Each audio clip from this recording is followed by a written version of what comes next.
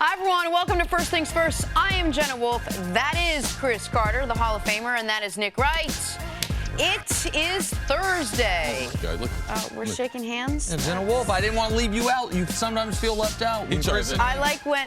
He likes to get a little part. He's jealous of. That's a little. That's oh, good. no. That I'm not jealous of. Whatever y'all doing with your fingers, okay. 3 times a day, not interested. Not interested. Way past where that needed to go. Big show on the docket today. Patriots might be the best team in the AFC. There's an outlet that thinks so. Cowboys are on the verge of locking up the NFC East, but we start with a random Lakers-Spurs game in early December. Because when LeBron James is as good as he was last night, how could you not start there? LeBron scored 20 of his 42 points in the fourth quarter to help the Lakers win their 4th straight game, 121-113. San Antonio led by 8 in the 4th, mind you, until LeBron realized he is the greatest basketball player on earth. Went 7 of 8 from the field in the final 9.5 minutes, including 3 buckets from deep. Again, Lakers beat the Spurs. Here's LeBron James after the game. We were down 8, and they've had our number, up until this point. They beat us the first 2 games and beat us on our home floor. We've been playing so well at home. We want to try to continue that, but once I got in, it was just a matter of me just trying to make plays to see what happened. LeBron, is it fair to say maybe some of the comments or questions that were asked about your workload, maybe you took that a little personally? Not for what? I'm past the personal stage. Yeah, I can do whatever. I can have a huge workload. I can have a not so huge workload. It doesn't matter for me. But what's most important is seeing my teammates make huge shots in the fourth quarter. Jay Hart out of rhythm all game because of foul trouble. He makes 2 huge threes in the fourth quarter. Zoe makes a huge 3 on the left wing. Kuz making the plays down the stretch as well. That's what's most important to me. I can care less about the narrative about me. That doesn't matter. I'm stapled in this game. You get the feeling you could ask LeBron about any minute over the course of any of the fourth quarters, and he'll say, oh, I'll tell you where everyone was, who shot what, how much they shot, who was winning at the time. I mean, he has that whole game mapped out as a game plan. How impressive was LeBron's performance last night, Nick, especially what he did in the fourth quarter? Yeah, the fourth quarter was spectacular. I mean, he checked in with 10 minutes left in the fourth, earlier than he typically would, earlier than Luke Walton has been wanting him to, because Brandon Ingram turned his ankle in the first quarter of this game, never came back. Their rotation was screwed up from Jump Street because they had that foul trouble that LeBron was talking about. Josh Hart got 3 fouls seemingly in the span of 90 seconds, so he was out of the rotation. Kuz got a few fouls early, so you had to go. Svi Mikhailuk was getting minutes, and this is how all of a sudden you're down 91-83 with 10 minutes left in the game. And then LeBron, orchestrating everything, leads them to 38 points in the last 10 minutes of this game, a comfortable win, and not only the shots he's hitting from deep, but the shots that he laid out there, that he assists. Which are more important. Right, which he says are more important. The shots that he assists or that he got the hockey assists on, where he claps the defense on him, kicks it out, and then there's another pass after that. Every basket that was scored once LeBron came into this game had his imprint on. And so what you saw last night was a Lakers team, they needed to beat the Spurs. Not just because the Spurs right now have the 2nd worst record in the West, not just because the Lakers need to protect home court because they haven't been a good road team, but they play the Spurs for a 4th and final time day after tomorrow. You can't risk getting swept by San Antonio in a down year by San Antonio 4-0. This was a team that, as LeBron said, had their number. This game was slipping away from them, and then LeBron was spectacular in that fourth quarter. So not only San Antonio did they have a chance to go 3-0, that's not the message you want to send. And as you mentioned, San Antonio's not even having a good year, but it's the style for which they were getting ready to go down 2-0, because the other 2 games were fairly close too. Then at the end, San Antonio, sticking to what they're doing, understanding how to close out games, and a little more veteran experience, that's how they won those other 2 games. The Lakers could have won those 2 games. Yep. I mean, but in seeing this, LeBron sees, man, about halfway through the fourth quarter, I need to be able to do something. And for Laker fans, I know you guys consider yourself big basketball fans, but this is what LeBron James does. If you put guys on his team who can make shots, because we've had quarters where LeBron scores 20 points, but his ability to be able to dominate the quarter, not only with his scoring, but with his passing, that's what makes him unique. But to see the confidence of these young players be able to grow in critical situations, in big matchups, like against San Antonio. That part right there was I was glad to see. And now back to what Magic Johnson and Kobe Bryant. Yeah. Hey, man, y'all need to leave that dude alone. Now, both of y'all got tremendous basketball pedigrees, but LeBron James, if you decide to take the ball out of his hands, you are deciding, I'm getting ready to allow him to play where he's not playing at his strength. LeBron needs the ball. I mean, I'm all about development, Lonzo, God bless him, all right? I'm all about that. But if you're LeBron, with his skill level now, he is best suited to be your point guard, your point forward. He needs to be able to dominate the ball because he will allow the other players to continue to develop. The more he has the ball, I believe the better they'll develop. Well, and as LeBron's got a 4-year contract in L.A., as he ages, he's not going to age into a small ball center. He's going to age into a point guard. He's going to age into a guy who is even more of a pass-first player. I think as he ages, his assist numbers will go up as his scoring goes down, and he's always going to find the open man. That's right in the fourth quarter. Going into the fourth quarter, the Lakers were 7 of 28 from 3. In the fourth quarter, they were 7 of 11 from 3. LeBron hadn't hit a 3 himself in the fourth quarter, and it was funny. If you watch the game, I know it was very, very late last night, the first 3 he made, the first 3 he took in the fourth quarter, he follows the shot because he thinks it's off. He runs in. He's surprised he made it. That thing gave him the confidence to shoot a 36-footer a few minutes later. That gave them a lead, and then a critical one from the left wing a few minutes after that. Like, his shots started to fall, and his teammates' shots started to fall. So that's interesting because I saw last night's game differently. What I saw last night was a team that tried for 3 quarters to be able to play without leaning on LeBron. And then in the fourth quarter, LeBron said, well, I got to go out and let me just win this. So let me just turn it on. Like, I can turn it off and turn it on when I need it, which is an incredible skill to have, which most players can't do. But I just wonder if the team is leaning a little too heavily on LeBron to do that, to bail them out, if you will, when they need him. As you can see in LeBron's interview, and you're right, the first 3 parts of this game, they were doing what they normally do. It's LeBron is going to allow the game to find him. Very seldom ever. Now, we've seen in some epic playoff games, and Nick and I have been very, very fortunate to see, okay, we want to watch LeBron the first 6 minutes. In a few of those playoff games, he decides, I'm going in as LeBron, the scorer. But typically, LeBron, 95% of the time, 98% of the time, he's going to come in as a facilitator and let the game come to him. And that's to the benefit of these young players. Because let me tell you, LeBron could start the first quarter the way he started that fourth quarter. So it's part of them growing as a team, and that's still part of who LeBron. Man, I walked out of the Garden last year with LeBron, allowing his teammates. CeCe mumbling under his breath. This guy tell me better than Jordan. I was letting everyone know wasn't that sweet. Michael Jordan, if he was here, Michael would have put on a show for me. And then what happened once you left? And then I was on the subway, and Nick was like, I told you. LeBron did this. And I got home just in time for LeBron as he assists someone and scores another bucket as they come back and beat the right in his cancer's face after talking all that trash. That was a fun game. Here's the thing that I think people need to adjust, and this is Kobe, this is Magic, this is everybody. I'm going to use a video game analogy in honor of our great statistician, Dusty. LeBron's ability to take over games, please make it Pac-Man. It is not a turbo boost that you can only press the button 3 times. And it's like, oh, now it's March, we're out of it. Like, it is a replenishable resource. You should go to it as often as you can.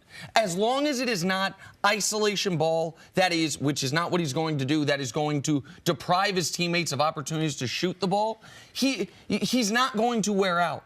We're not going to get to May and be like, man, he's tired. But at some point, it will not be a replenishable resource. Well, let's worry about that when you get problem. to it. Let's not borrow worry. Let's worry about that problem when we start to see any evidence of that problem. Sure. And one other thing that should be noted, since November 1st, the Lakers' defense allowing 99 points per 100 possessions. That would be the best mark in the entire NBA over the course of the season. Since November 1st, after that rough October, that plan they had of LeBron will be an offense unto himself, let's bring in athletic, young, potentially good defenders, that is something that is working for them. And you have to give Magic Johnson credit. People didn't see that. When he said that initially, we're going to be a lot tougher and we're going to be a better defensive team. You're starting to see that, Nick. Great stat there since November 1st. All right, we're going to take a break. Stick with basketball. Kevin Durant weighs in on the King a little bit later. And then coming up next is the NFC East on the line this Sunday. Next, this is First Things First.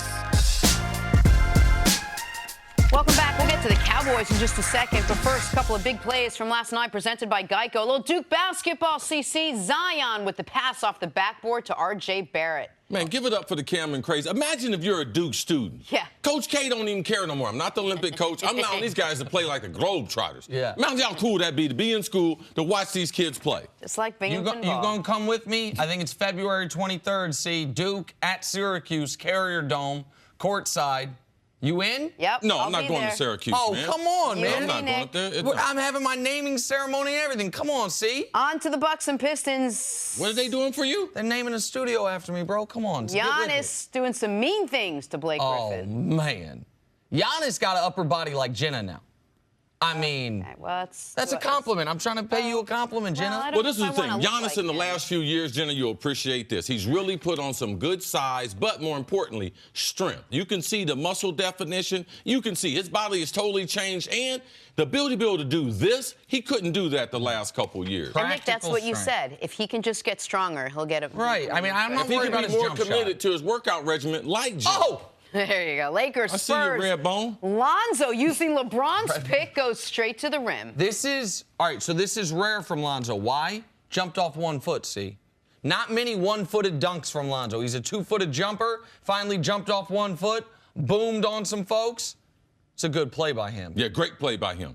Great play by Alonzo. Very, very aggressive. And some of the things he's got to do now, he can't just settle for that three. He's got to start taking it to the hole more. Last but not least, Ben Simmons showing off the court vision. Nice bounce pass to Jimmy Butler for the Yeah, layup. one of the few highlights that the Sixers had last night. Man, it's tough to beat the Raptors in Toronto, man. That Kawhi looks good. No one even want to say nothing. Oh, Kawhi's back healthy. Don't nobody want to say nothing. Don't nobody want to have no Kawhi highlights. What do you mean? Oh, Kawhi's a bad guy. Forced his way out of San Antonio. Kawhi is a beast. We're talking Kawhi in literally 15 minutes. Look how we just got a Kawhi segment in there. Yeah. Big slate of games on the NFL schedule this weekend, but in the NFC East, none bigger than Cowboys-Eagles battle for division supremacy. They played back in Week 11, Cowboys winning 27-20. At the time, Zeke had 186 yards from scrimmage in that one. That was the first win in Dallas's 4-game win streak they are currently on. And Ezekiel Elliott says the team's mindset hasn't changed since then. Just making sure we had that same mentality. I mean, honestly, we're in the same position that we were when we were 3-5. You know, we need to go out here and win the rest of these ball games so we can have a chance to, make a run in this playoff. So I mean, just having that same mentality, just attacking work the same every day, and just getting ready to play on Sunday. All right, CC, if the Cowboys are going to beat the Eagles, what's going to be the key for them to do so? Jenna, I've been studying the Cowboys, and I've really come up with something that I think is really cutting edge. I hope the Cowboys are listening. Get the ball to damn Zeke.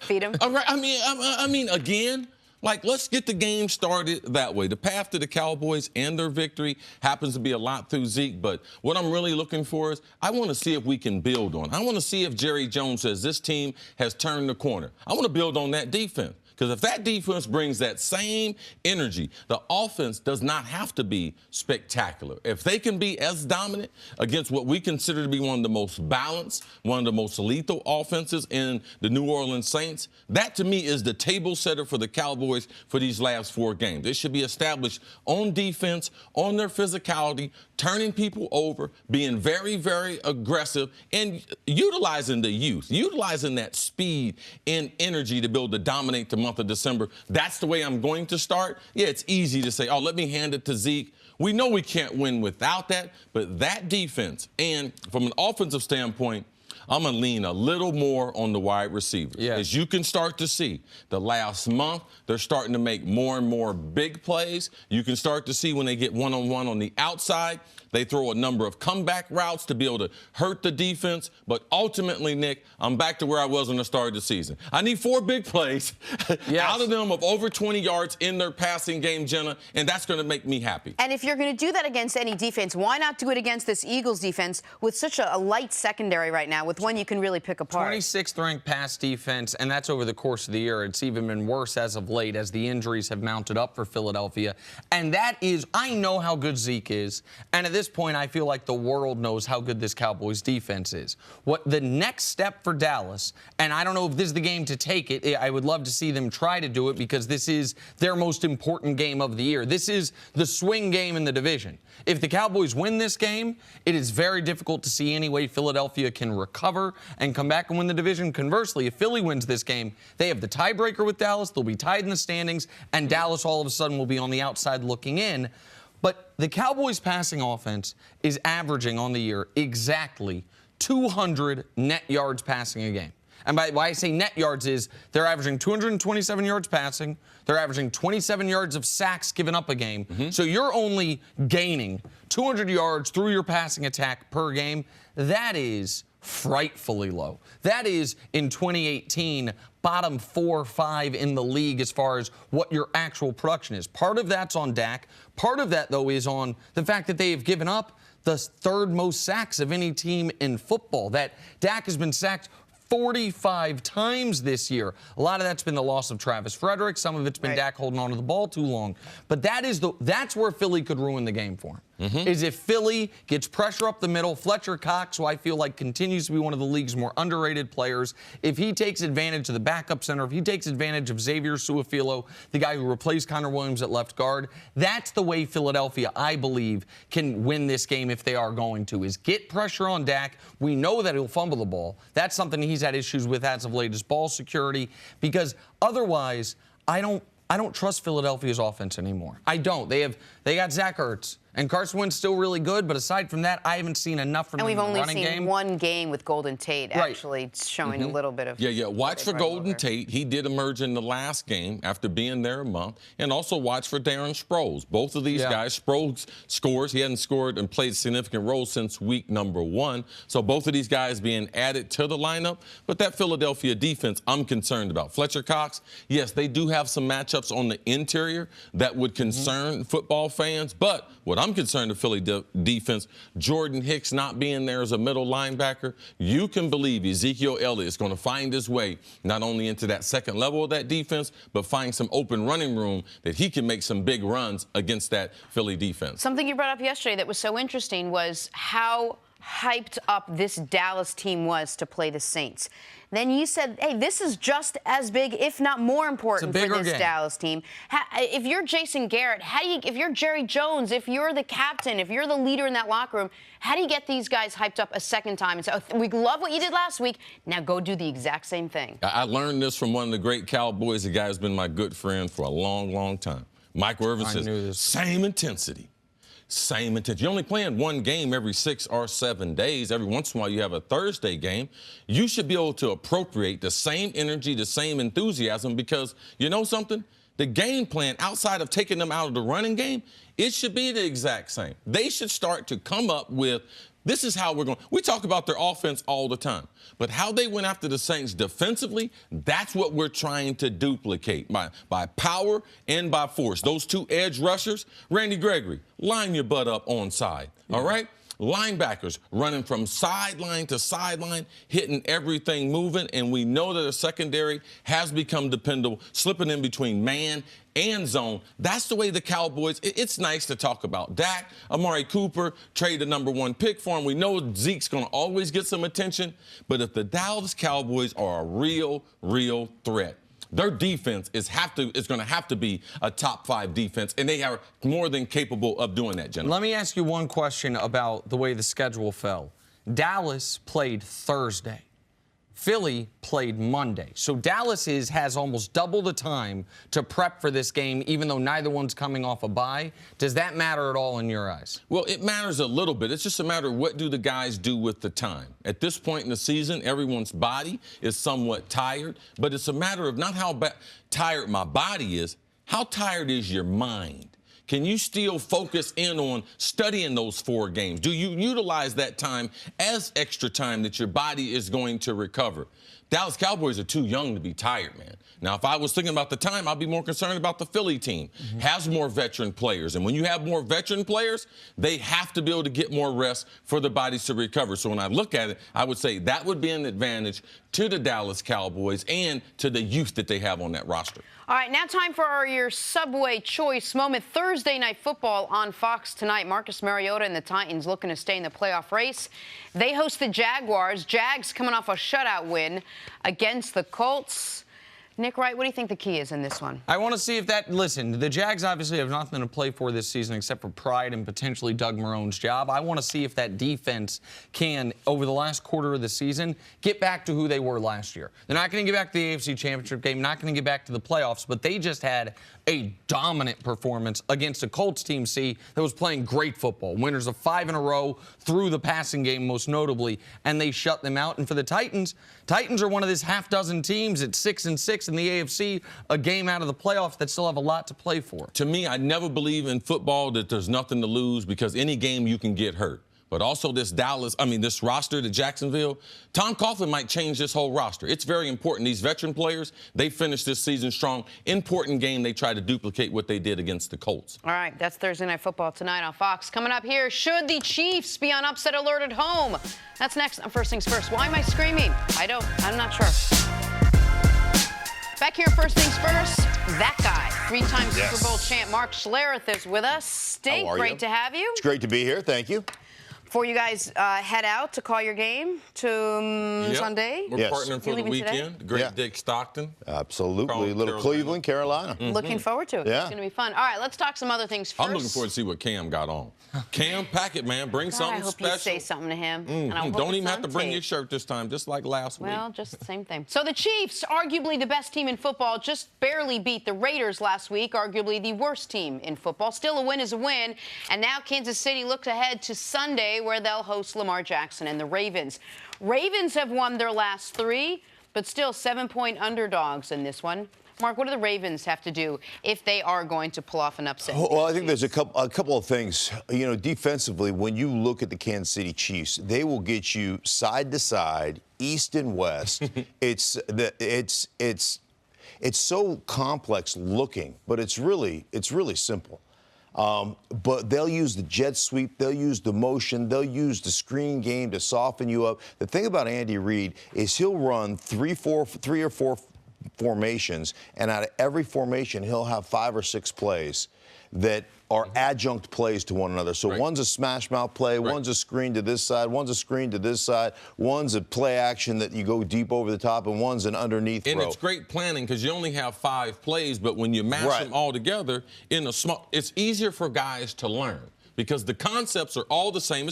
When I'm in this spot, I'm this guy. When I'm in this spot, I'm this guy. And it's very, very hard for defenders, as Bart Scott says, for their eyes to be disciplined. Because you see all these things going this way, and then next thing you know, they're doing something coming this way at you. Right, exactly. And so when you have that system, you're running the same exact play. There's really only 2 guys adjusting. Right? There's the primary that's really making an adjustment, and then there's the quarterback understanding, the play action or whatever he's running. So I really think it comes down to this. When you play Kansas City, defensively, you can take advantage of them. They're the worst team in the league as far as defending the pass. They struggle defending the run as well. I mean, they're not very good on the defensive side of the ball. They've had their issues there. It really comes down to, you look at the Ravens, they're number 2 in the league as far as time of possession is concerned, and defensively, they're number 3 in the league as far as forcing 3 and outs. And that's really going to be the thing. Can you eliminate, let's call it 3 possessions? If an average game is about 12 to 13 possessions, can you get them down to 9 or 10 possessions on the offensive side of the ball? By playing that game, by possessing the ball, by running it, by setting up the play action, by using Jackson as a run threat. And using him in that form and extending drives. If you can do that, then Kansas City's beatable. But there's a lot of, if you do this, and then if you do that, and then if you do this, and you play this really well, then you have a chance to beat Kansas City, because they're a damn good offensive football team. Yeah, I mean, damn good. Yeah, you got to slow them down. Nick, we talked a couple years ago about the Warriors and the Cavs, and not to this degree, but I want to use this example because you can't let the Warriors play the type of game where they're going to get up and down the court, score 115, 120. When the Cavs were successful, those games were in the 90s. Now, if Baltimore's going to be successful, they got to convert on third down. The same thing that we saw a Thursday night ago with the Saints. You got to build, man, that time possession, you better have it 33 minutes because if they get around 29 minutes, Kansas City, they're going to score 35 points. Well, right. That's we're yet to see it. The closest anyone's come to slowing down the Chiefs' offense is Denver game, where they were terrible in the first half on Monday Night Football, I think it was, in Denver. And then Mahomes and the Chiefs had that great second half comeback. But what I know. By the way, that great second half comeback, almost entirely on off-schedule plays. Oh, yeah. Right? Out of the pocket, like Patrick Mahomes moving pass. around. Yeah. So there's a lot of Denver played them as well as they could be played, and Patrick Mahomes went in Superman mode. He went crazy. Account for. Right. And that's what makes Kansas City even more dangerous than, say, someone like Tom Brady, because Tom Brady's not going to do anything off schedule. Drew Brees is going to do very little. Well, wait a minute. Tom Brady just ran for 1,000 yards. Oh, yeah, and they stopped the game. He was like, move him this way. And you saw after he did 19 that, years. the kneel down. You saw what he did in the kneel down, right? Yeah, oh, yeah. The end of the game, instead of going backyard, went forward because he didn't want to go beneath the 1,000 Tell yards. me guys aren't petty. Right. All right, but so here's the thing about the Ravens that people need to understand. Since Lamar took over, I've never, in this era of the NFL, I can't remember a team, maybe Tebow's Broncos, that are running offense like this. First game, Lamar was the starter. 53 rushes, 267 yards. Next game, 43 rushes, 242 yards. Next game, 49 for 207. They have just removed the forward pass from their offense. They are trusting an excellent defense, a defense that has been great from the start of the year. They had a small moment in the middle of the year where they softened a bit. Now they're back to being great. And just say, we're just going to run it right at you. And I know the numbers say the Chiefs' run defense is better than their pass defense.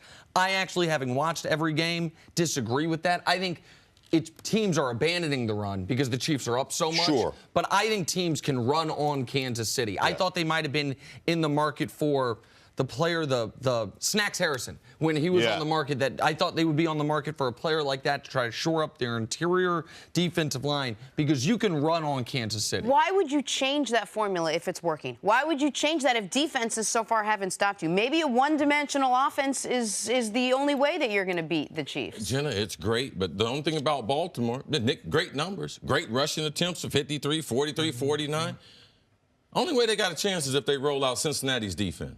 Because we didn't mention that that's who they were going against. Oakland's defense, all right? Atlanta's defense, all right? Kansas City's defense is bad. It's still better than their defense, and they got the advantage of having their offense to be able to fight for them. These other teams, they struggle defensively, and their offenses aren't explosive. So when you get in these games, you get on shows like this, and it's all nice and patient. And then you get out there and you feel Kansas City's speed, and you start to get anxiety, and you start to rush. And then you know something? Next thing you know, they got Lamar Jackson dropping back. They done forgot the game plan, and he's trying to throw the football. So you got to be able to keep your patience. Just like Dallas won that game 13-10. Man, this is not about drawing pretty pictures. This is about trying to get the job done, trying to stay on the field for Baltimore's offense, and I just don't believe they'll be able to do it because Kansas City is going to put too much pressure on them, and Lamar is going to ultimately have to throw the ball, and there's a reason why they don't have him throwing. Right, yeah, and you brought up that Dallas game. You know, at what point would you ever say, okay, Dallas is going to play the New Orleans Saints, and the Saints are going to have 7 sacks on Dak Prescott? What's the score going to be? And the Saints are going to win the turnover battle. Right. And Dallas is going to have a terrible penalty on a punt. Right. And it's 13-10. Yep. I mean, and that goes to your point about patience, about sticking to the game plan.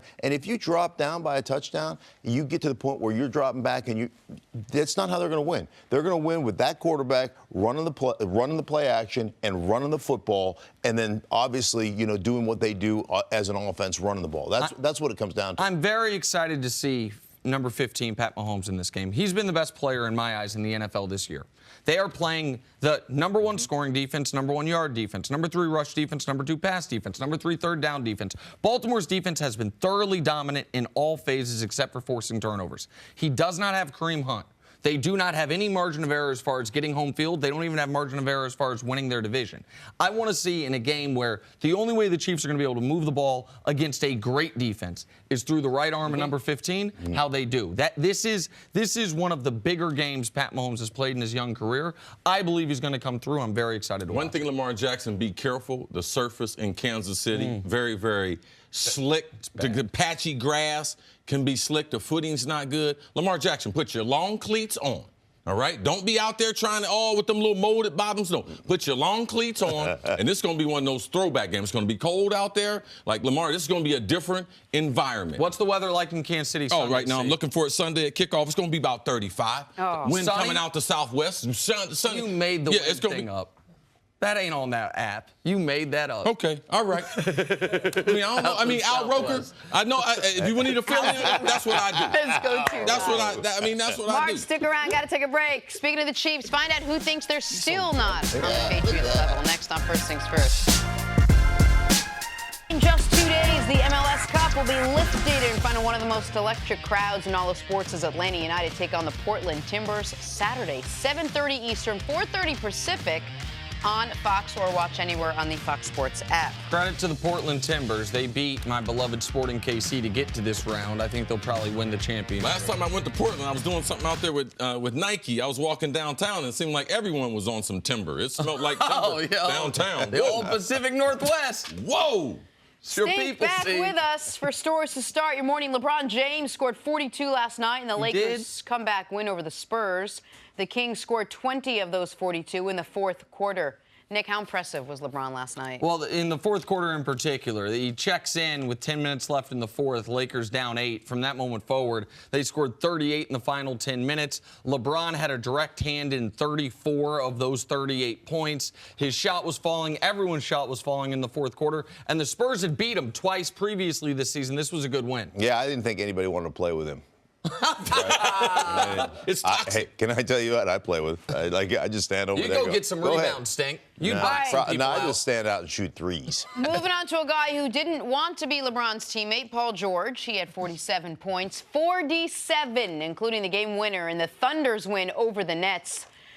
Paul George, 25 in the fourth quarter. Woo! OKC now 16-7 and second in the West. Nick, how impressive has George, Russ, and the Thunder been? Well, Paul George averaging his career high in points, rebounds, assists, steals, blocks. That's everything. They were down 18 going into the fourth. He brought them back. He was great. This was an excellent win in Brooklyn. The most important thing with this, they had a huge comeback, but in the critical situation, Russell Westbrook and him, twice they did like a dribble exchange where they were acting like they were getting ready to set a pick. And Russ, you think Russ is going to shoot it? Russ ended up passing to Paul George. Paul George hits the game winner. That's not something that Russ should do. So you talking about two guys, superstars, being very, very comfortable. Good basketball game last night. All right, to the NFL now. Broncos wideout Emmanuel Sanders is out for the season with what Denver believes is a torn Achilles. Sanders leads Denver in catches, receptions, and receiving yards. Stink, this is just a big blow for the Broncos. A huge blow for the Broncos. He is so good off the ball. Like getting his release off the ball. Mm-hmm. You cannot touch him. He blows by people. He's been in the slot. He's been outside. He's running the tough routes in the middle. He is small, but he is fast and he is tough, and he is by far their best wide receiver. This really hurts their playoff push. They've got a great favorable schedule, but this is a big-time loss for them. Yeah, and it's a strange injury. Wide receivers typically don't tear their Achilles, especially in practice. Now, we've had two wide receivers, Des Bryant and Emmanuel Sanders, both of them tear their Achilles. Both of them in the latter stages of their career. I believe this will alter if they are ever to be good enough players. Like Emmanuel Sanders, I believe he'll be back in the league, but will he be a number one? Des Bryant, will he ever be able to get back into shape after the significant injuries? Very, very strange wide receivers, two of them injured in practice. All right, finally back to the NFL now. Cam Newton and the Panthers have lost 4 straight. Cam Newton said he was playing the best football of his career and then promptly threw 4 picks against Tampa. Panthers visiting the Browns, trying to halt their slide. Cam, though, is making no excuses. At the end of the day, I just know, I'm healthy enough to play. And, I'm not going to let nothing hold me back from being able to, help my team. And I don't definitely want to be a liability. I just want to make sure that, I'm putting myself and this team in the best situation to win football games. All right, you're saying all the right things. CC, Mark, you're both calling this game this weekend. Mark, I'll start with you. What do you think the key is in this one? Well, I mean, the key, you look at the way Norv Turner has operated that offense. Christian McCaffrey has just been out of this world good. They've gone to him and said, you know what, he's big enough, he's strong enough, he's good enough between the tackles to be our full-time every down back. We're going to give the ball to him. They are so, you watch them on offense and the way they set themselves up with all the motion, with all the option stuff, on with the read surface, zone. They look very similar to the Rams. They look very similar to Kansas City, but just not getting the productivity that we're seeing. But on the surface, like when you look at them before they start to play, very, very similar. Yeah, and they have, I mean, their ability to create runs because of what Cam Newton does. And I'm telling you, that dude is an absolute beast. And they've done a great job of setting up the play action stuff for him. Last week was an anomaly. It was an outlier because he has played really well, and he's thrown the ball better than I've seen him throw the ball, with better completion percentage than he has ever had. And a lot of that goes to the way they're operating their offense. But they are another one of those teams, like you said, Kansas City, like the Rams, the illusion of complexity, where they get you playing on your heels because you're looking at so many different motions and ghost motions, and then you've got to play option off of that. And ultimately, all they want to do is run it down your throat. And they've done a great job with that. So, go ahead, Steve. Cam Newton, I believe, is going through what a lot of us as players go through. And after you get into the regular season, you're never healthy.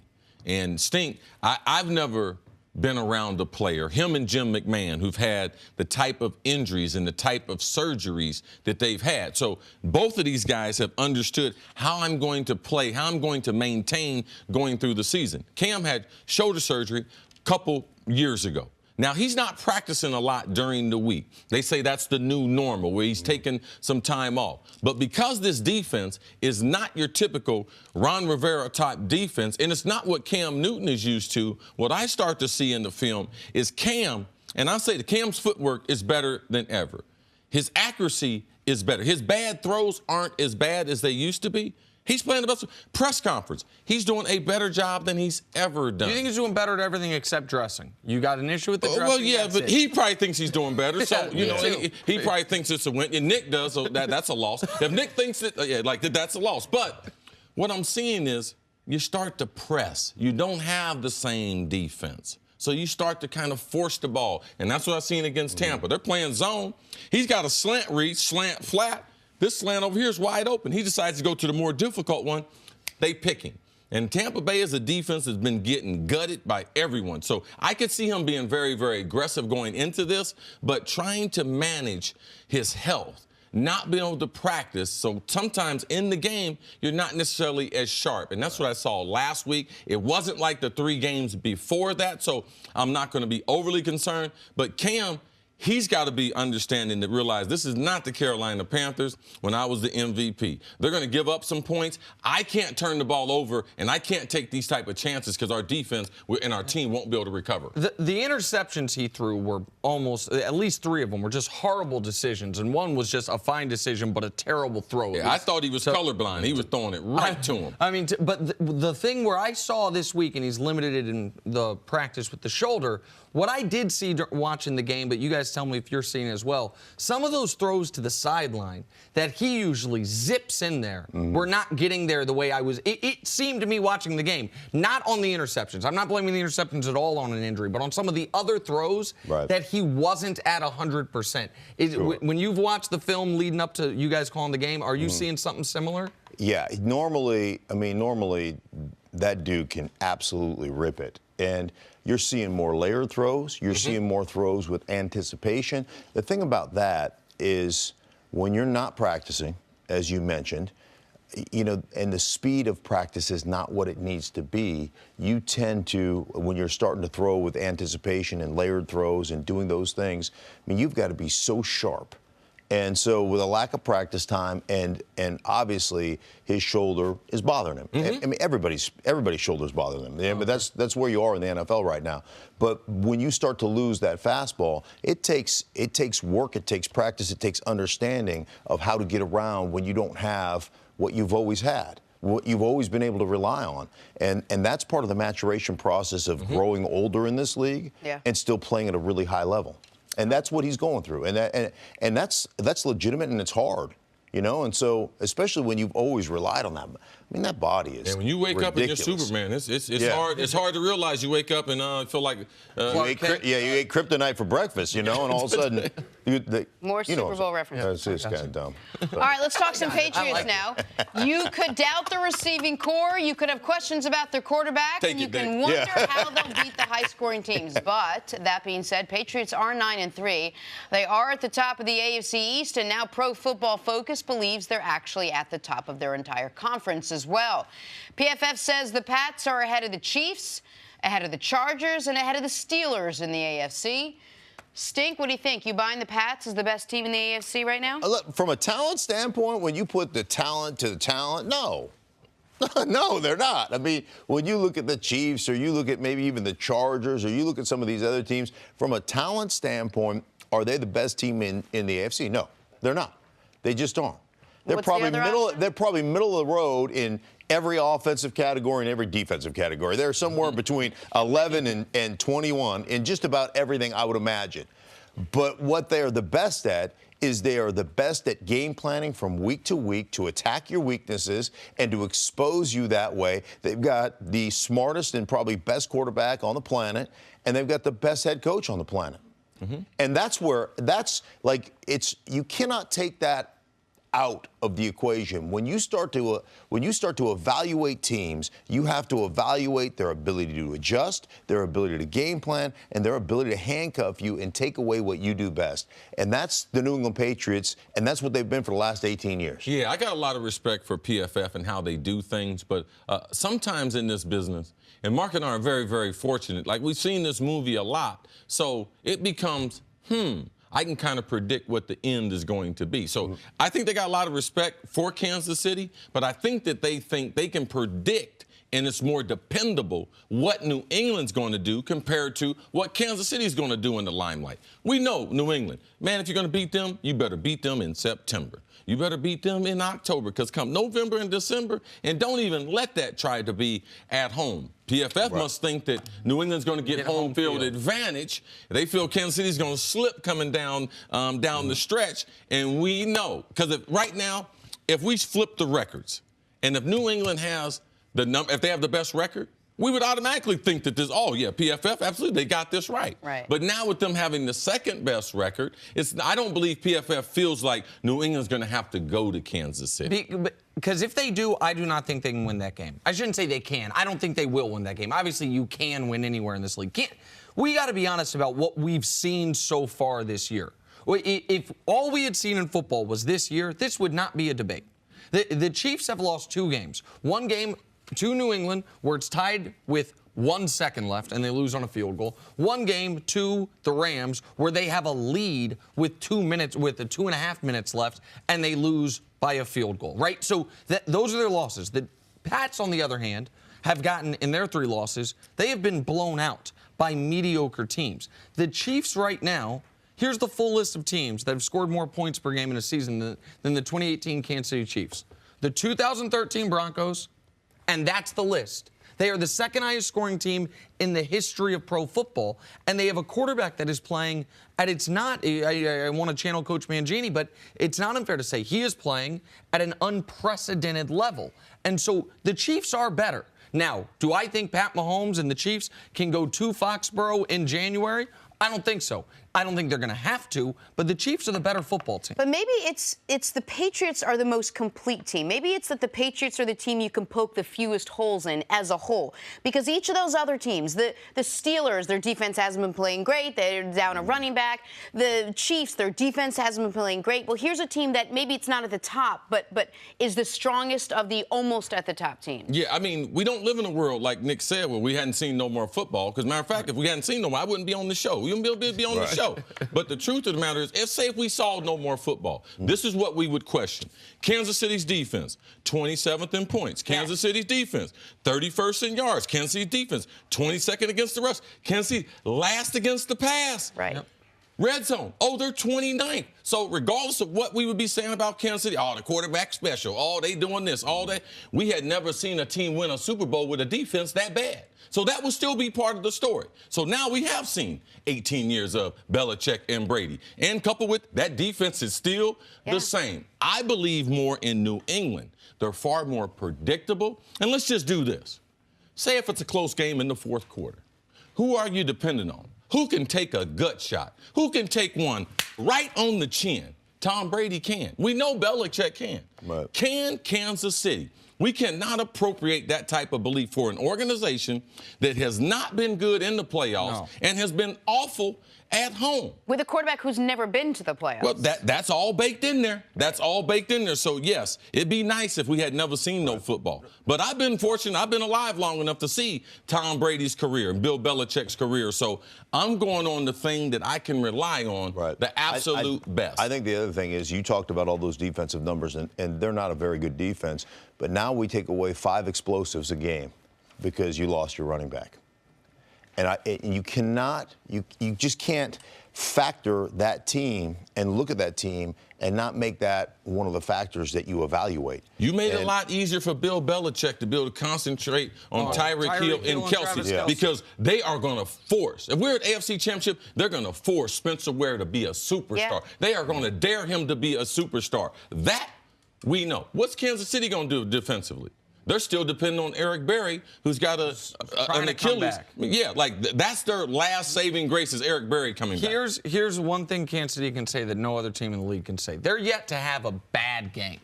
They've lost twice, but in one the Rams and the Patriots games, I don't think anyone can say they played poorly. I was on a team like that, 98. I was on a team like that. No doubt. And we ain't got no hardware. This is my wedding ring. I ain't got nothing.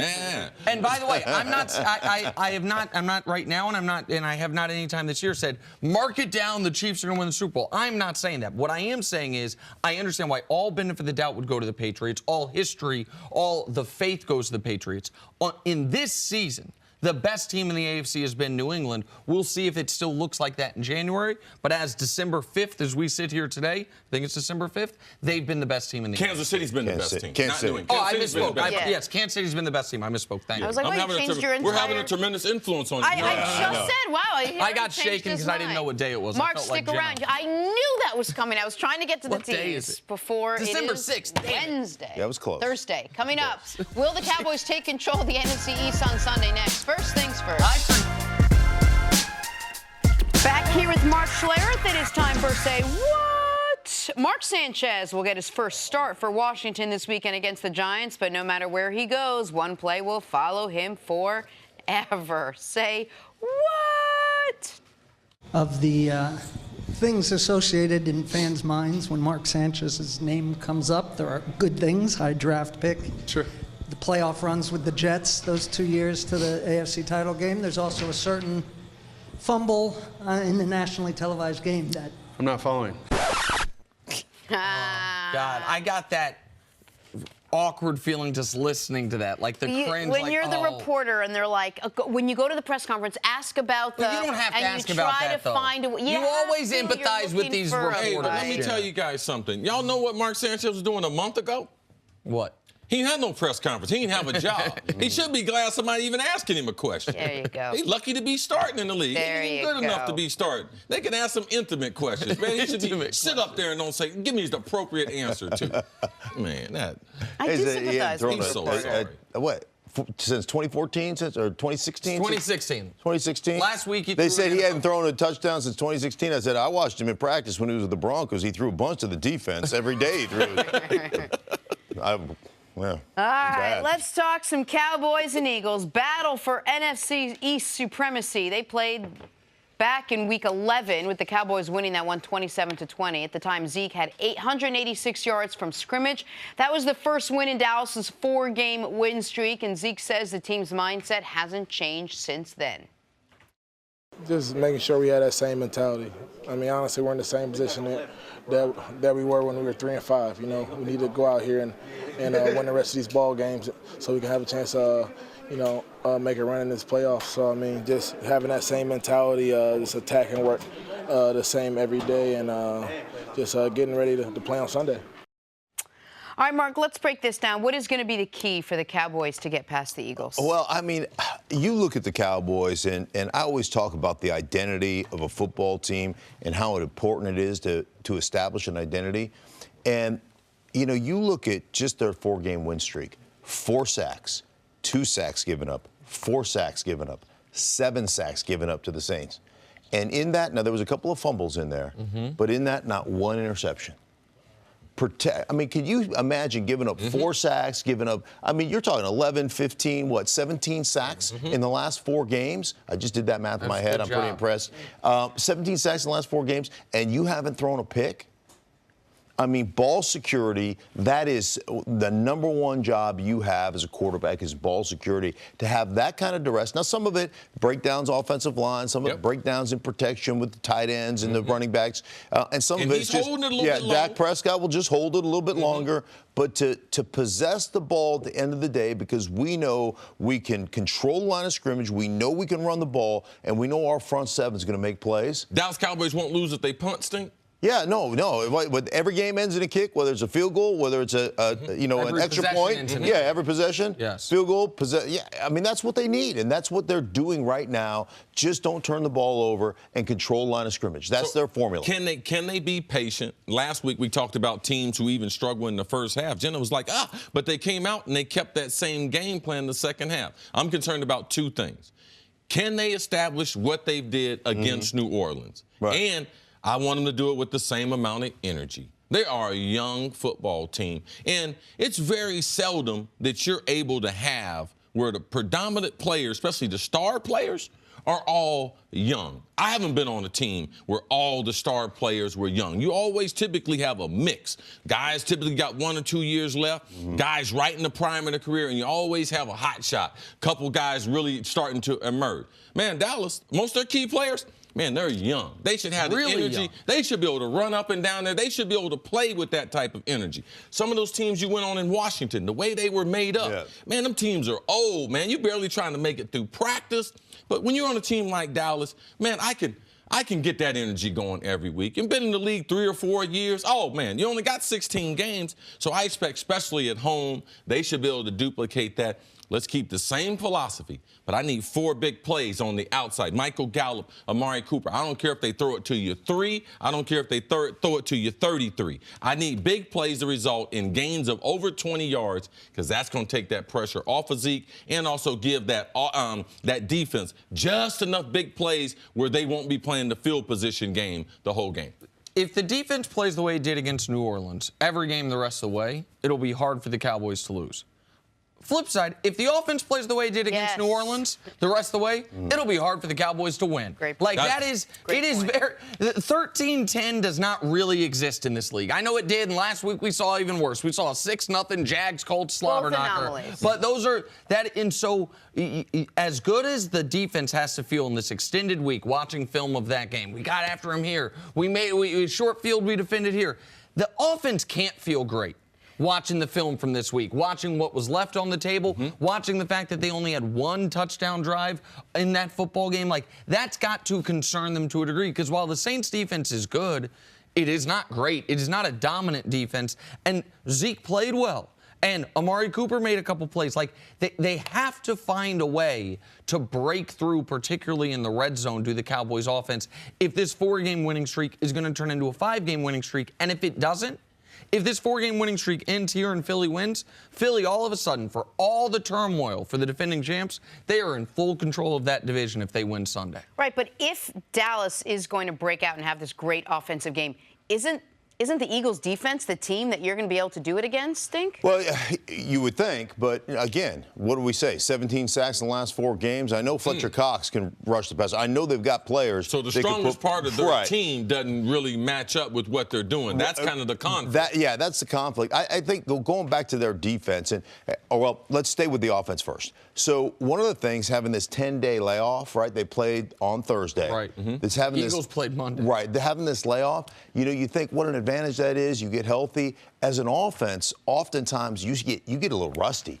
When you're not playing every week, you get like the timing is off. So it's going to be important for them to come in there, establish themselves, not only running the ball. I think more importantly, a couple of swing passes, a couple of bubble screens, just get a little rhythm going, and then get your offense back on track. Get yourself rolling as an offense that can run the ball, run some of the zone read stuff, give some of the play action stuff off of that. Then ultimately, to me, the difference between Philadelphia this year, obviously defense notwithstanding, because their secondary has been atrocious, okay, and injured across the board. But I think the biggest thing is the explosives by the quarterback, because he's coming off an ACL and he hasn't had those explosive runs. He hasn't had those things that have kept drives alive. The third long where he shakes off a sack, rolls out, downfield. Either throws downfield or takes off and runs and converts a first down. Carson Wentz is not doing that this year because of that injury, because of a lack of, coming off an ACL, man,